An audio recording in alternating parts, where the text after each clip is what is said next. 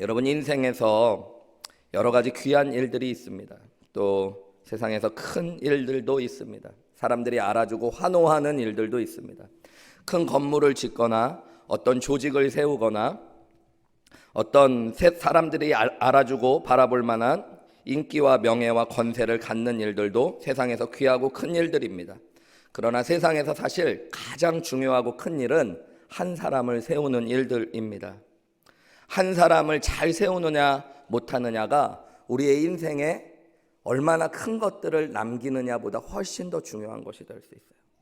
여러분, 어떤 조직이든지 후계자를 잘 세우는 문제가 또한 참 중요합니다. 후계자를 세우는 일에 실패하여 어려움을 겪게 되는 기업들을 우리는 많이 보게 되어집니다. 심지어 많은 교회들도 담임 목회자의 후임 목회자를 세울 때 그러한 문제들 때문에 또 후임 목회자를 잘 못 세워서 어려움을 겪는 경우들도 많이 있습니다.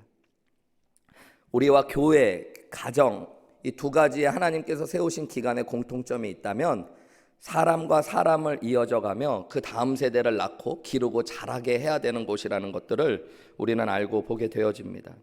하나님의 뜻을 따라 사람을 세워가는 것, 그것이 가정의 궁극적인 목적이고 교회의 궁극적인 목적입니다. 그러니까 우리 가정이 하나님의 뜻 안에서 서 있으려면 생육하고 번성하라는 하나님의 말씀을 따라 자녀와 자녀 세대가 이어지며 하나님의 믿음의 계보를 이어가야지 되는 것처럼 여러분, 교회도 마찬가지입니다. 교회도 사람이 세워져 가고 그 다음 세대가 아름답게 자라갈 때 그 교회가 하나님의 뜻 안에 온전하게 서 있는 것입니다. 사람을 세우는 것은 나의 힘만으로 되는 것이 아니라 우리 교회 전체가 어떤 조직이 하는 것이 아니라 나 한 사람이 누군가 한 사람을 사랑으로 섬기고 예수님을 전하고 그 믿음 앞에 세워갈 때 그 교회도 하나님의 사람을 세워갈 수 있다는 것들을 알게 되어집니다. 왜냐하면 여러분, 우리 모두가 다 언젠가 우리의 사명의 자리, 또 삶의 자리, 사역의 자리를 떠나갈 때가 있기 때문입니다. 내가 머문 자리를 아름답게 만들어가고 또 내가 했던 사역들, 또 내가 바라보며 기도했던 자리가 끊어지지 않고 계속 이어질 수 있게 하기 위하여 사람을 세우는 일은 정말로 중요한 일입니다. 여러분, 오늘 본문의 말씀, 이제 엘리야의 이야기의 마지막을 살펴볼 텐데요. 엘리야의 마지막 이야기는 열왕기상 19장 우리가 읽었던 본문의 말씀, 그리고 열왕기하 2장의 말씀에 등장합니다.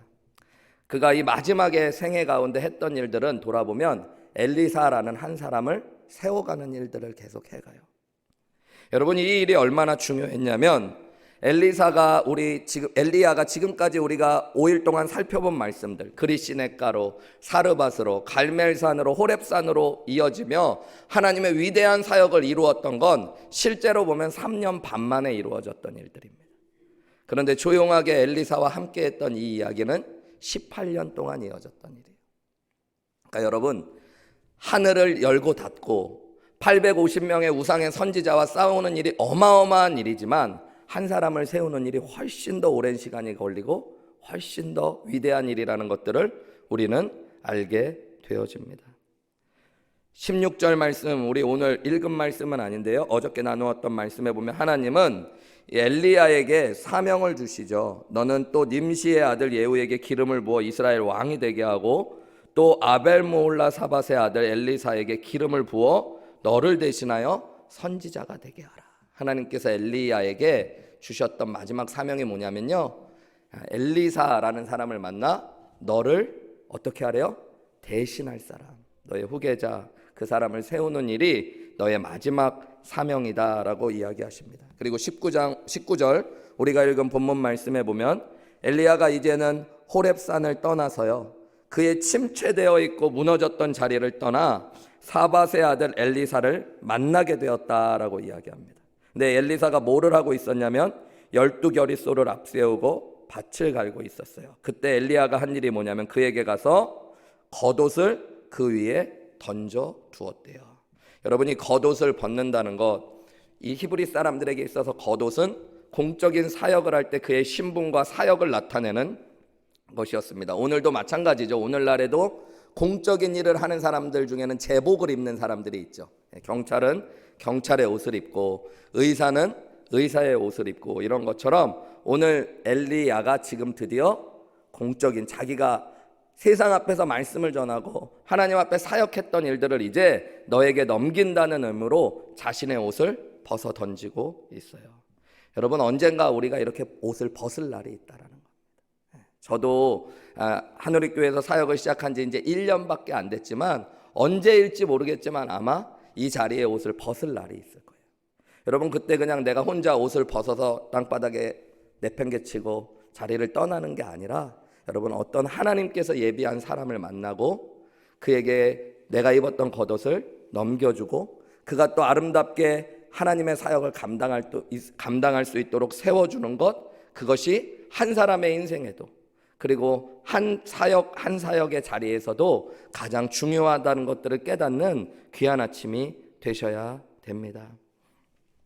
그동안 이룬 업적이 엘리야에게 참으로 많았고 그가 여전히 하고 싶었던 일이 많이 있을 수 있지만 하나님께서는 이제는 그의 때가 끝나가고 있다는 것들을 말씀해 주시고 다른 사람을 세우라고 말씀하고 계시는 것입니다.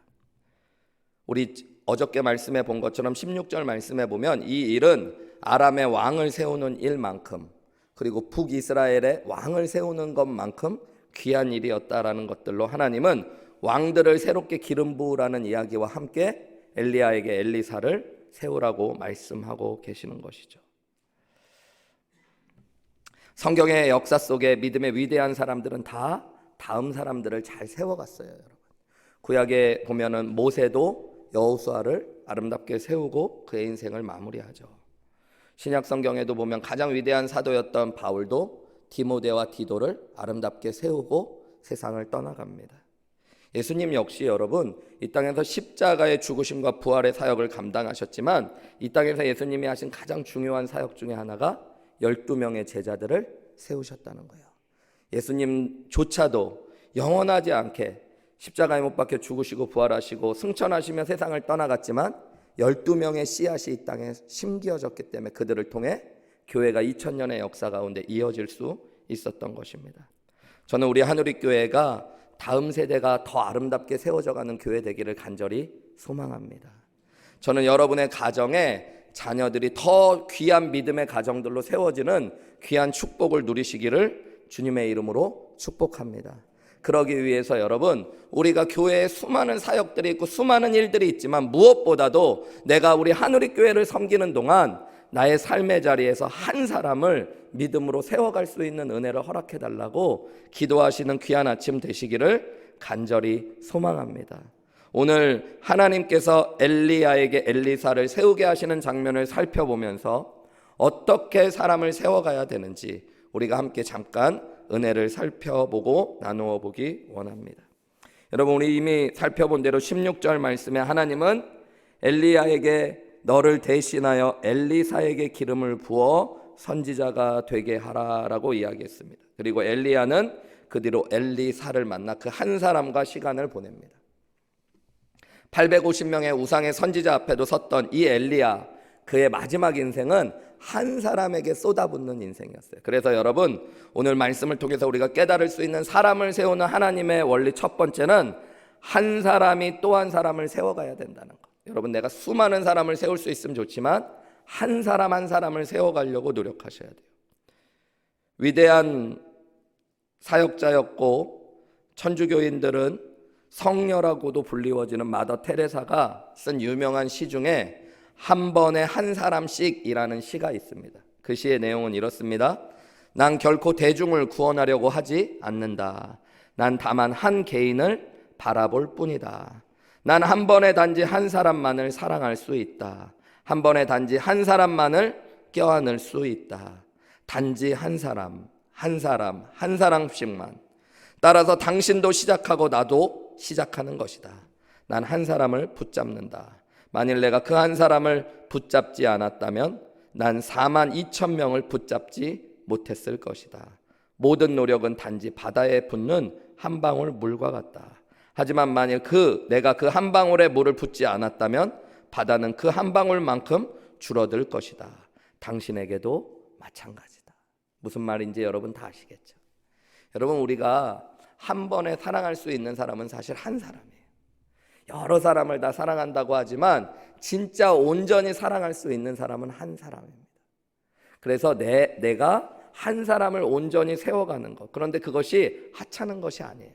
여러분, 내가 한 사람 한 사람을 사랑할 때 그 한 사람 한 사람이 물방울처럼 모여져 결국에 바다를 이루어갈 수 있다는 것들을 믿으실 수 있어야 됩니다. 많은 사람을 상대하는 것도 중요하지만 한 사람에게 정성을 기울이고 그를 사랑하고 세워줄 줄 알 때 여러분, 사람이 세워지고 다음 세대가 풍성해진다라는 것들을 깨달으셔야 돼요. 지난 2000년이 넘는 교회의 역사 가운데 이렇게 믿음으로 한 영혼 한 영혼을 섬겨가고 관심을 기울이고 자신의 삶을 나누어 주었던 수많은 무명의 그리스도인들의 섬김과 희생을 통해 교회는 지금까지 이어졌고 저와 여러분도 이 자리에 서 있다는 것들을 기억하셔야 됩니다. 한 영혼에 깊은 관심을 갖고 한 사람과 함께 시간을 보낼 줄 알고 함께 우정을 나누며 사랑으로 영혼을 품어주고 함께 웃고 함께 울며 살아가는 그리스도인들을 통해서 복음의 역사는 오늘도 계속 이어져 내려가고 있는 거예요. 저는 여러분이 한 영혼에게 관심을 갖기를 간절히 소망합니다. 하나님이 내가 원하는 사람이 아니라 하나님이 사랑하라고 하는 사람이 있어요. 오늘 엘리야에게도 하나님이 엘리사를 지목해 주시잖아요. 전혀 이름만 비슷하지 오늘 우리가 말씀을 살펴보겠지만 엘리야와 엘리사는 전혀 다른 배경, 전혀 다른 사람이었어요. 그런데 그것은 중요하지 않아요. 하나님이 만나라고 하셨으니까, 하나님이 세우라고 하셨으니까 그 사람을 전심으로 세워가는 것, 그것이 바로 한 사람을 세워가는 복음의 역사, 교회의 역사입니다. 그것이 바로 또한 하나님의 마음이에요. 그리고 하나님의 방법입니다. 하나님도 한 사람을 찾으시고 한 사람을 세워가셔요. 누가복음 15장에 여러분 비유해 보면 잃어버린 양, 잃어버린 드라크마, 잃어버린 아들의 비유해 보면 재미있게 잃어버린 것은 하나씩밖에 나오지 않습니다. 그죠? 그리고 주인은 그 한 마리 양 하나의 동전을 찾기 위해 온 힘을 다하는 이야기예요. 여러분, 하나님은 그렇게 잃어버린 한 사람 한 사람을 찾아오셔요. 그래서 여러분, 저와 여러분이 하나님의 은혜 가운데 구원 받은 것입니다. 제자 훈련 우리 교회도 열심히 하고 있는데요. 여러분, 가만히 보면 가장 영향력 있고 폭발력 있는 제자 훈련은 제가 보면 1:1 훈련인 것 같아요. 내가 주어진 기간 가운데 한 사람을 전심으로 6개월간, 1년간, 또 3개월간 품어주고 사랑할 수만 있다면 그 사람이 진짜 나와 유착되어지고 하나 되어지고 믿음으로 그 사람이 세워지는 것들을 보게 되어져요. 저는 우리 교회에 정말로 많은 성도님들이 다 자신이 주시는 은혜를 경험하고 그 은혜로 한 사람이라도 세우실 수 있는 은혜가 있었으면 좋겠어요. 내가 있었던 자리마다 여러분 사람이 세워져야 돼요. 1년 동안 내가 봉사하는 것, 어떤 하나님께서 주어진 교회의 사역을 열심히 감당하시는 것도 중요하지만 그 자리에 중간쯤 되었을 때는 내 다음 사람을 예비하고 기도하실 수 있는 성숙함이 있으셔야 돼요. 저도 하나님께 기도했어요. 하나님, 우리 한우리교회를 제가 떠나갈 때 오 목사님 제가 이렇게 보면서 성도님들이 그런 분들이 너무너무 많더라고요. 저한테 물론 저 기분 좋으라고 하시는 말씀이겠지만 오 목사님이 20년 사역하시면서 너무너무 한우리교회를 위해 헌신하시고 희생하시고 너무 많은 은혜들을 주셨지만 특별히 좋은 목사님 이렇게 세워놓고 가신 것들이 너무너무 감사합니다 라는 이야기들을 하시는 이야기들 제가 많이 들었습니다. 저도 그런 마음이 있었어요. 오 목사님 4년 동안 찾으셨다고 그러는데 하나님 주님이 허락하시면 저는 8년 동안 찾겠습니다. 그래서 더 좋은 목사님 아니면 제가 세울 수 있다면 그 한 분을 믿음으로 잘 훈련시키고 세워서 누구보다도 뛰어난 하나님의 사람으로 세워서 제가 언젠가 한우리교회를 떠나갈 때 한우리교회 안에 저보다 훨씬 훌륭한 사역자가 설 수 있다면 여러분 그게 아름다운 거예요. 그게 아름다운 거예요. 여러분의 자리마다 여러분의 자녀가 가정에서 또 여러분이 섬기는 교회와 목장에서 여러분을 통해 한 사람이라도 정말로 온전하고 아름답게 세워가시는 귀한 은혜가 있는 올 한 해 되시기를 주님의 이름으로 축복합니다. 두 번째로 여러분이 엘리야가 엘리사를 세운 것들을 통해 깨달을 수 있는 사람을 세우는 원리는 나의 온전한 변화가 또 다른 변화를 일으킨다는 것들을 아셔야 됩니다. 여러분, 우리가 지난 6일 동안 나눈 말씀에 보면 하나님께서 엘리야에게 많은 은혜를 주시고 훈련시키고 그를 변화시키셨어요. 여러분, 이 모든 과정은 사실은 마지막 목적을 향해 달려가고 있었습니다. 물론 하늘 문을 열고 닫는 기도도 중요했고 850명의 바알과 아세라의 선지자와 대결하는 것도 중요했지만 하나님이 그의 인생의 마지막에 쏟아붓고자 하셨던 일은 엘리사라는 한 사람을 세우는 일이었어요. 그래서 그 수많은 어려움과 시간들을 겪게 하셨던 것입니다. 엘리야가 하나님의 은혜를 다 경험하고 성숙하고 나서 하나님이 그에게 그래서 그제서야 맡기시는 사역이 뭐였냐면 사람을 세우는 일이었어요. 여러분, 내가 누군가를 사랑하고 섬기고 변화시키기 위해서 너무 당연한 얘기인데요, 제일 중요한 건 내가 변화되어 있어야 됩니다. 내가 변화된 것만큼 다른 사람을 세울 수 있어요. 내가 하나님의 은혜를 경험한 것만큼 다른 사람에게 하나님의 은혜를 줄 수 있습니다. 내가 자녀를 믿음으로 잘 키우시고 싶으시면 여러분, 내가 믿음으로 변화되어 있어야 돼요. 얼마 전에 무슨 TV에서 유명했던 한국의 운동선수들의 이야기하는 것들을 들었는데요, 운동선수들의 자녀들 중에 운동선수가 된 자녀들이 있더라고요. 근데 그들이 하는 얘기가 뭐냐면 이상하게 자녀들이 부모님이 운동했을 때의 모습과 똑같은 모습으로 운동을 한다는 거예요. 닮아간다는 거예요. 네. 저는 그런 것이 자연의 이치인 것 같아요. 여러분의 자녀는 여러분의 은혜만큼 믿음 생활하게 될 겁니다. 여러분 왜 이렇게 다 두려워하십니까? 네. 여러분, 내가 은혜 안에 서 있을 때만 다른 사람을 은혜로 세워줄 수 있는 거예요. 그래서 나의 변화가 또 다른 사람을 변화시킬 수 있다는 것들을 깨달으셔야 됩니다. 우리 교회 안에서 내가 누군가를 세워주려면 내가 먼저 서 있어야 돼요. 내가 먼저 변화되지 않으면 다른 사람을 변화시킬 수 없다는 것들을 기억하셔야 돼요. 여러분, 특별히 내가 변화한다는 게 어마어마한 인격을 이야기하고 그러기 이전에 내가 먼저 예수 그리스도의 사랑 복음 안에 온전한 그리스도인으로 변화되었는지 질문하셔야 돼요. 그리고 내 믿음이 온전치 않더라도 진정으로 예수님을 따라가고 예수님을 위해 살기로 하고 있는지 질문해 보셔야 됩니다. 이것은 가치가 바뀐 거예요. 여러분, 내가 그렇게 바뀌어졌으면 나의 삶을 통해 다른 사람을 세워갈 수 있습니다. 내가 받은 은혜만큼 예수님을 만나게 하고 복음 앞에 세우고 그 사랑과 은혜 가운데 나의 바뀐 가치관들을 나누고 보여주며 함께하면 상대방도 그 은혜 가운데 바뀌어질 수 있다는 것들을 깨달으셔야 돼요. 그래서 여러분, 내가 만난 예수님이 중요하고 내가 예수님을 위해 살아가고 있다는 것이 무엇보다도 중요한 것입니다. 교회가 왜 사람들을 세우지 못하냐?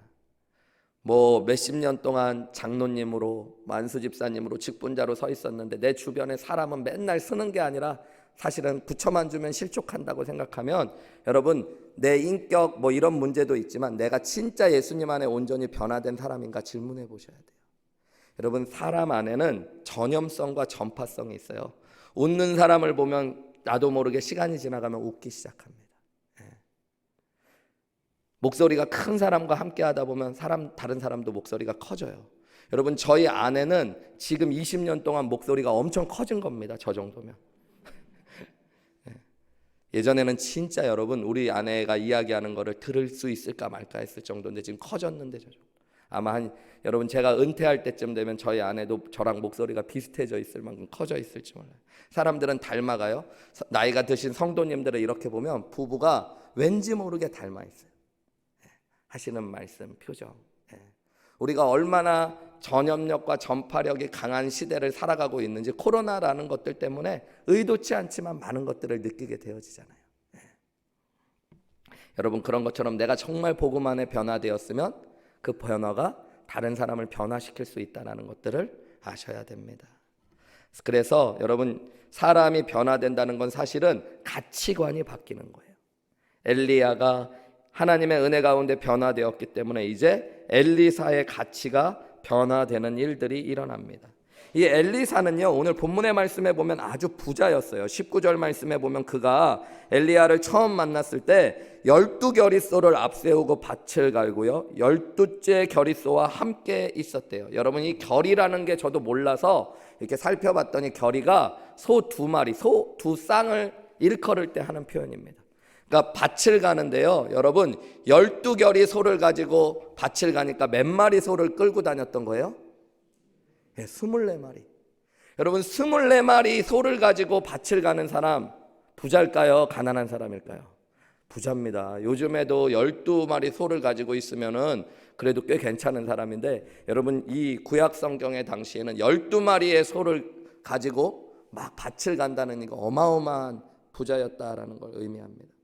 그것뿐만 아니라요, 이 엘리사가 엘리야의 부름을 받았을 때 21절에 보면 소와 기구를 불살라 그 고기를 삶아 백성에게 주었다는 거예요.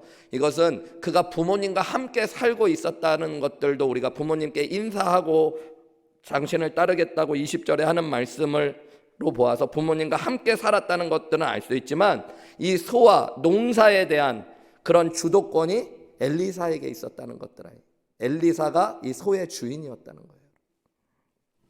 엘리사는 그러니까 부자였습니다. 여러분 고대 당시에, 이 엘리야 당시에 부자라는 것들은 오늘날도 그렇지만 훨씬 더 많은 권세와 많은 유익을 누리고 살았던 사람들을 의미합니다.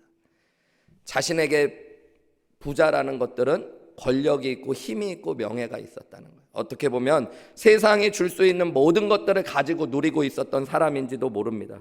그런데 그가 하나님의 사람의 부르심을 받아요. 겉옷을 받아요. 세상적으로 보면 이 겉옷은 엘리야가 3년 반 동안 입고 다니며 고생하고 땀에 절었던 옷이라서 거칠고 더럽고 냄새나는 옷이었을지 몰라요. 그런데 그는 그 옷을 받자마자 자신이 귀하게 여겼던 소의 기구, 쟁기를 불살라 버리고요, 그리고 소를 삶아서 백성들에게 나누어 주는 삶을 살고 엘리야를 따르기로 결단합니다. 뭐가 바뀐 걸까요? 그의 가치관이 변화된 거예요.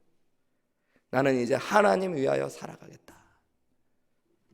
밭을 갈며 많은 것들을 가지고 행복해하는 삶이 최고인 줄 알았던 엘리사가 이제는 하나님의 부르심 앞에 바뀌어진 가치관을 기쁨으로 살아가요.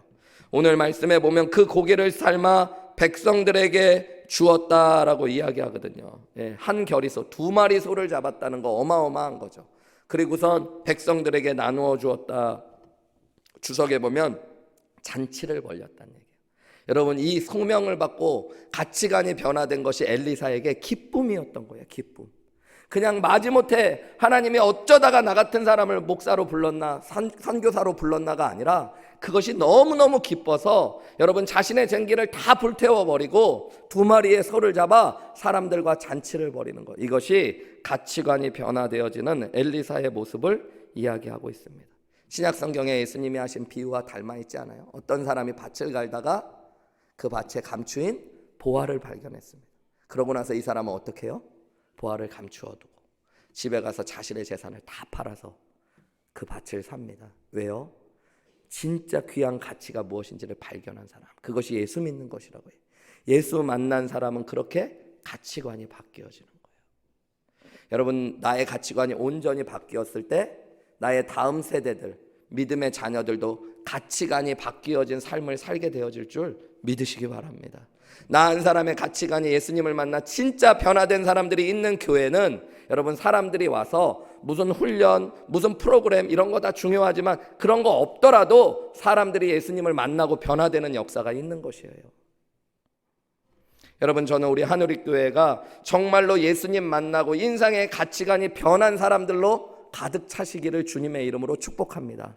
내가 그런 사람 되시기를 기도하시는 저와 여러분들 되시기를 주님의 이름으로 축복합니다. 그러면 내가 또 한 사람을 변화시킬 수 있는 것이에요.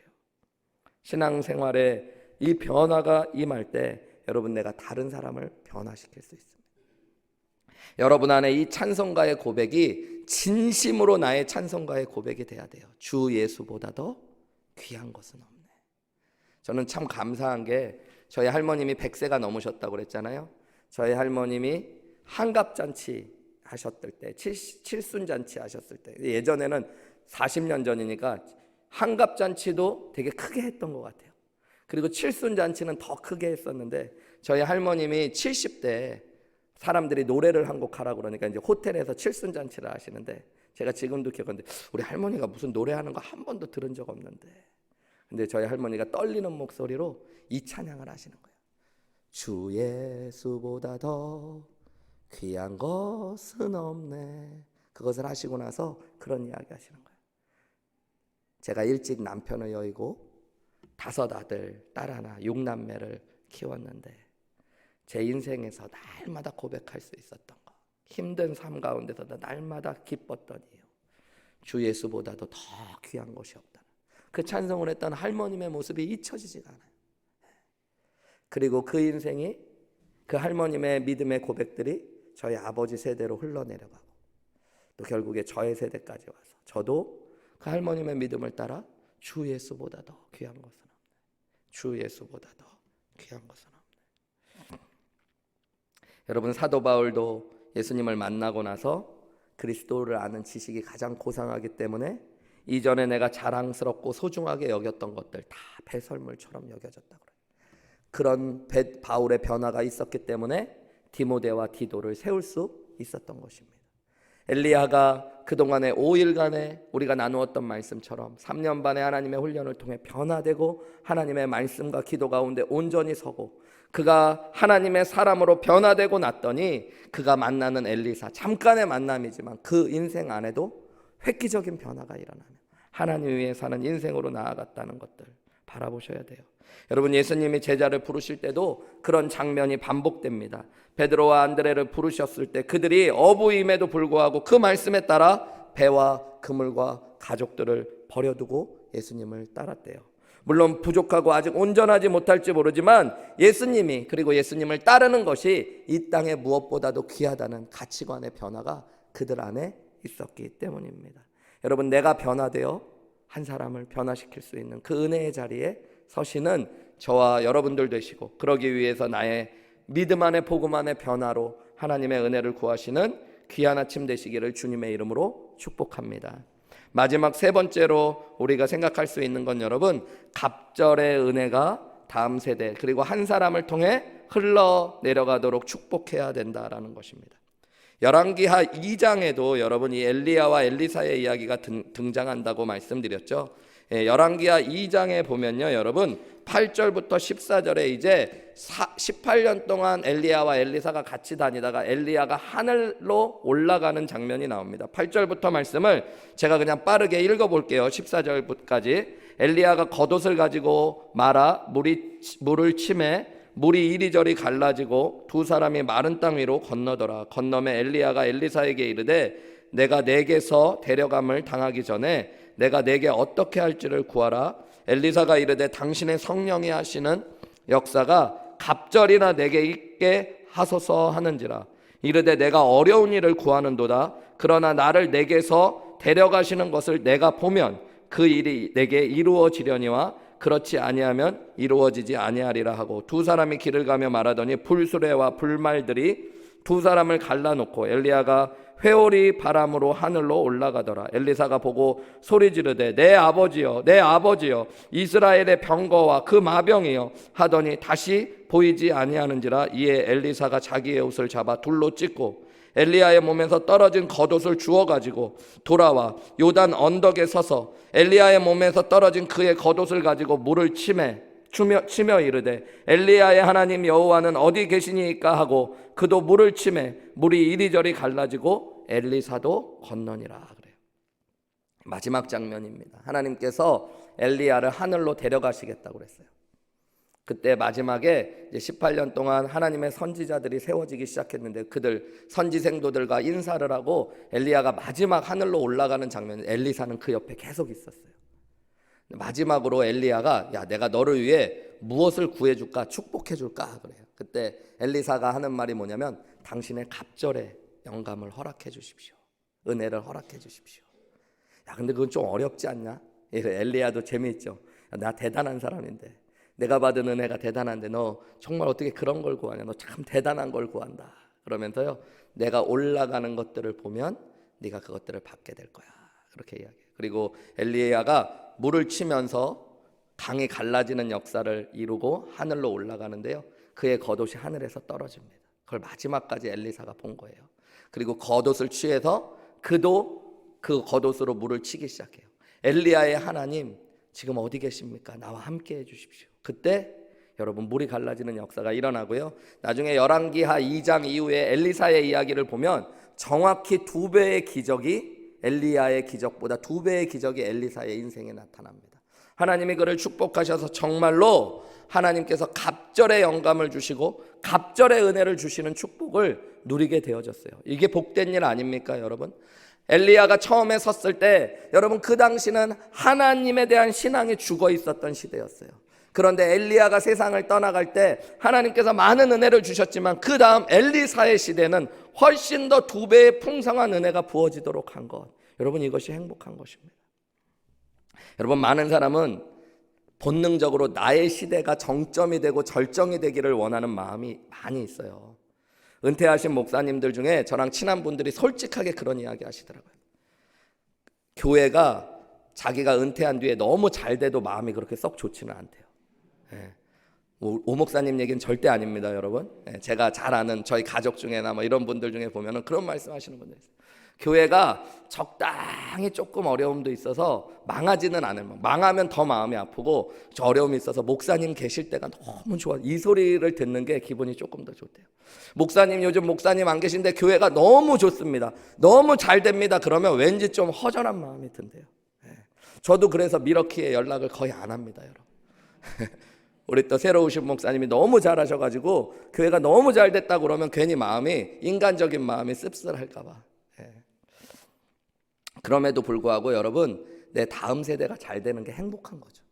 제가 떠났지만 떠난 곳이 훨씬 풍성해진다는 것, 하나님의 은혜 가운데 훨씬 행복한 일입니다. 저는 이렇게 부족한 마음이지만 우리 오 목사님은 가끔 저하고 통화하실 때마다 이야기하셔요. 이 목사님 하누리교회가 좋아진다는 소식을 듣고 저는 너무 행복해요. 저는 이보다 너무너무 좋은 게 없어요. 목사님이 너무너무 자랑스러워요. 그런 이야기 해주세요. 여러분 그것이 얼마나 큰 마음인지 모릅니다. 근데 여러분 그게 하나님이 주시는 마음이에요. 나 때보다 내 다음의 때가 훨씬 잘 되도록 되는 거. 엘리야는 엘리사에게 여러분 마지막 하늘로 올라가며 결국에 2배의 영감의 축복을 허락한 것입니다. 그것이 사람을 세우는 마지막 길이라는 것들을 안 거예요. 엘리사가 살아갈 세대는 점점 더 악한 세대가 되어질 것을 아셨기 때문에 여러분 성경의 눈으로 보면 세대가 지나갈수록 더 어렵고 악한 시대가 옵니다. 그래서 여러분 내가 세워가는 사람에게는 나보다 더 큰 은혜가 필요하다는 걸 알고 하나님의 축복을 구하실 수 있어야 돼요. 여러분 우리가 살아갈 시대도 어려웠지만 우리 자녀들이 살아갈 세대는 훨씬 더 악하고 어려울 겁니다.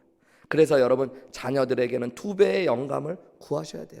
나만큼의 믿음이라도 있었으면이 아니라 하나님이 허락하실 수 있다면 우리 자녀들에게 내가 받았던 은혜보다 2배의 은혜를 좀 더하여 주십시오. 여러분 내가 제자훈련을 하고 누군가를 세워갈 때 우리 목원들, 내가 제자훈련한 그 학생들에게, 여러분 제자들에게는 하나님 2배의 영감을 허락해달라고 기도하실 수 있어야 돼요. 그럴 때 하나님께서 더 큰 은혜를 허락하시는 거예요. 1974년도 샌프란시스코에서 미 남침내교 전국 총회 컨퍼런스가 열렸습니다.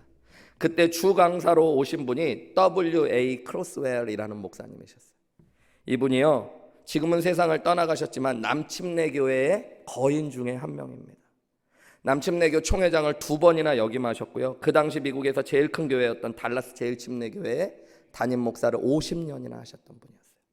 이런 전설 같은 목사님이 샌프란시스코에 오셔서 말씀을 전하신다는 소식을 듣고요. 당시 캘리포니아 리버사이드에 살던 대학생 하나가 수업을 하루 제껴버리고요.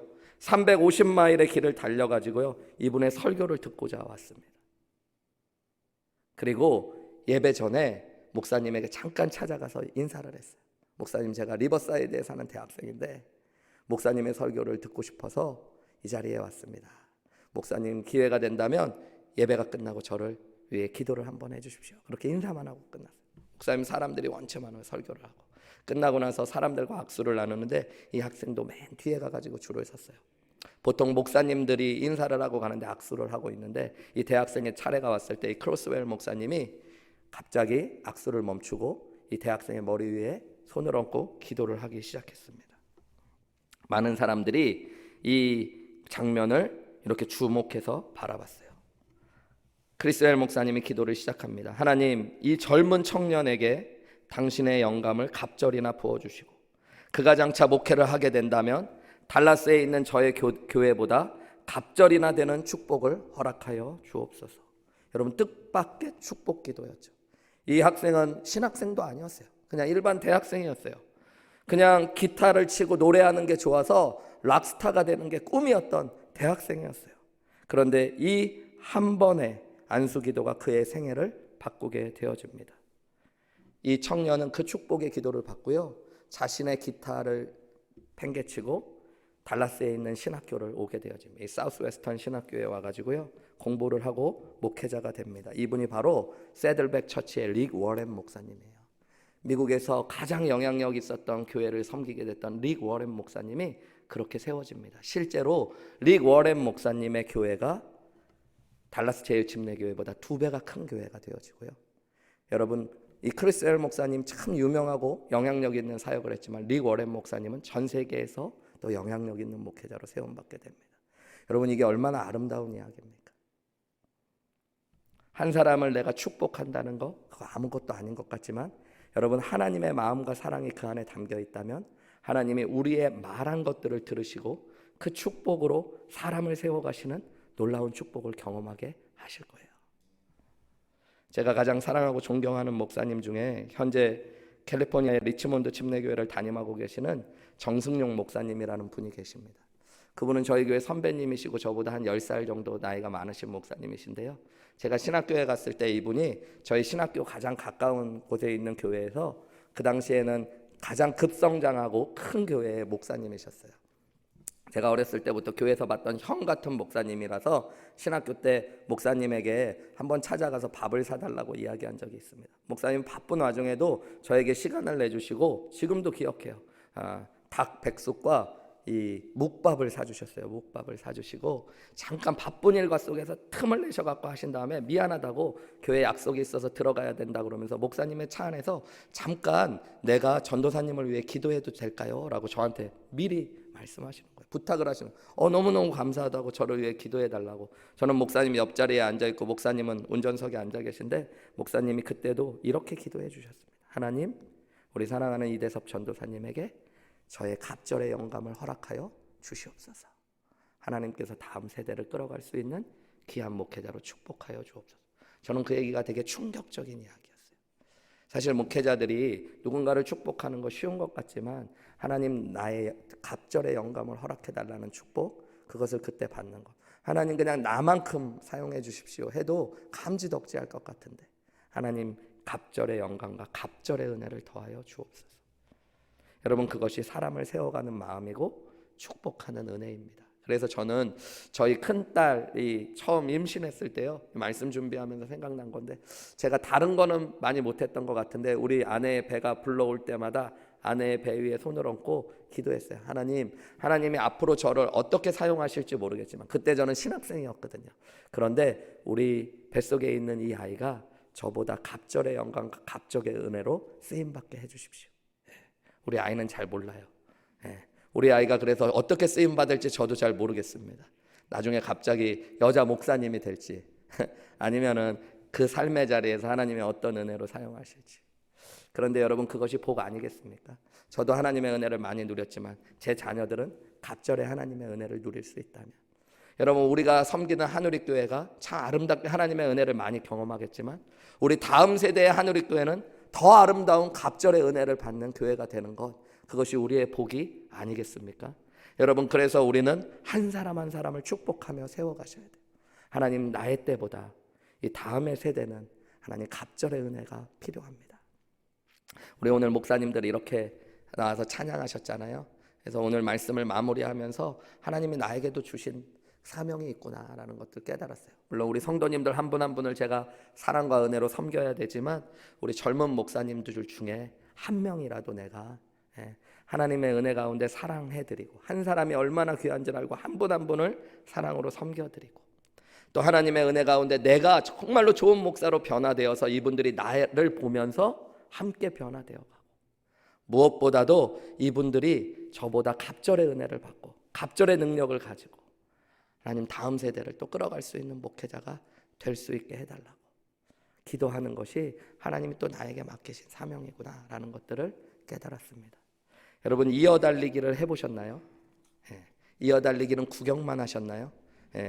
한 반에 이렇게 달리기 좀 하면은 뽑혀서 어렸을 때 이 달리기 하는데, 제가 어렸을 때 달리기 계주 대표로 5학년 때, 지금은 좀 배도 나오고 그래서 조금 느려졌는데 어렸을 때는 조금 해도 빨랐거든요, 여러분. 그래서 계주 대표로 나갔을 때 체육 선생님이, 담임 선생님, 체육 초등학교 선생님들 중에도 이렇게 전담 과목이 있잖아요. 체육 선생님이 담임이셔가지고 우리 반은 무조건 1등 해야 된다 하면서 훈련시키셨던 게 있어요. 그게 뭐냐면 여러분 바톤 터치하는 걸 엄청 가르쳐요. 달리기 계주 이어달리기니까 달리기를 막 연습시키실 것 같은데 바톤 터치만 엄청 연습시키는 거예요. 계속 다시 터치, 다시 터치, 다시 터치. 손을 그보다 더 올려, 조금 내려. 그러면서 조금 빨리 줘야 돼. 바로 이때 줘야 돼. 속도가 제일 붙었을 때 줘야 돼. 막 계속 얘기하시는 거예요. 아, 이것만 계속 연습하면 되나? 막 달리기, 딴 반 애들은 막 달리기 하고 막 그러는 것 같은데 우리는 바톤 터치만 하라 그러나? 네, 여러분 결국에 달리기를 하는데 신기하게요, 여러분 우리가 1등을 했어요. 더 놀라운 건요, 달리기는 저희보다 훨씬 빠른 아이들이 있었는데 1등을 할 수 있었던 이유가 뭐냐면 달리기만 하면 조금 뒤쳐졌다가 바톤 터치만 하면 우리가 확 빨라지는 거예요. 근데 그 4번의 다 바톤 터치를 통해서 탄력을 받기 시작하는데 나중에는 생각보다 큰 차이가 나는 거예요. 저희는 사실 섰을 때 아이들끼리 달리기 누가 더 잘하는지 다 아니까 저쪽 반에는 누가 있는데 저 여자애는 엄청 빠른데 저 남자애는 완전히 뭐 기차같이 뛰는데 막 그랬는데 저희 반 아이들이 뛰기 시작하는데요. 정말로 착착 바톤이 넘어가고 나니까 여러분 아무도 따라올 수 없는 일들이 이루어지더라고요. 저는 그것이 위대한 교회, 위대한 인생들의 비밀이 아닐까 싶습니다. 여러분, 여러분의 자녀를 축복 많이 하시는 여러분 되시기를 주님의 이름으로 축복합니다. 여러분, 그래서 여러분의 자녀가 더 아름답게 세워져가는 가정 되시기를 주님의 이름으로 축원합니다. 여러분, 그리고 우리 교회가 정말로 한 사람 한 사람을 세워가는 은혜가 있었으면 좋겠어요. 여러분 같은 사람 한 사람씩만 세우기로 결심하십시오, 여러분. 안 될 것 같으세요? 그러면 교회에 피해가 커질 것 같으세요? 내가 먼저 변화되고 그러면 좀 안 되겠다 싶으면 변화되셔서 여러분 나와 같은 사람 한 사람 하나님 내가 세울 수 있게 도와주십시오. 기도하다 보면 하나님이 우리 교회 안에 보여주시는 사람이 있을 거예요. 외로워 있는 사람, 그냥 혼자 뒤처져 있는 것 같은 사람일지 모르겠지만 하나님이 그 사람을 기도하는데 자꾸 보여주면 여러분 엘리야가 엘리사에게 찾아간 것처럼 다가가십시오.